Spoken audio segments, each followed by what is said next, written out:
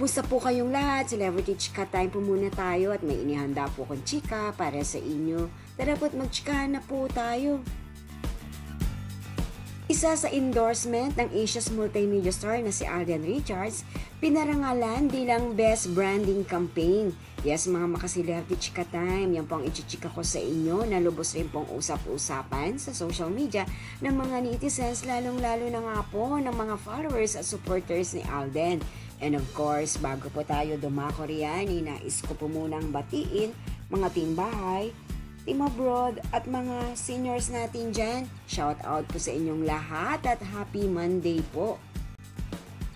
And of course, super sipag din po na mag-promote ng ating Asia's multimedia star sa bawat endorsement na kanyang ini-endorso. Abay, kahit gaano po ka-busy itong ating Asia's multimedia star, ay makikita na lamang natin ito na meron po siyang mga promotion sa kanyang mga social media account. O saan pa, di po ba? At eto na nga pong isa sa endorsement ni Alden, ang Sting Philippines, ay nanalo po ng Silver Award for Best Branding Campaign na ginanap nga po sa TikTok Ad Awards 2024. Ang campaign di umano ng endorsement po na ito ni Alden ay nagpapatungkol po sa mental and physical energy. Kung kaya naman nga po, ayan, at ito po ang napili bilang Best Branding Campaign Silver sa TikTok Ad Awards. Samantala, panuorin po natin ang isa sa i-feature ni Alden sa kanyang Instagram account ang nakatutuwang commercial about Sting.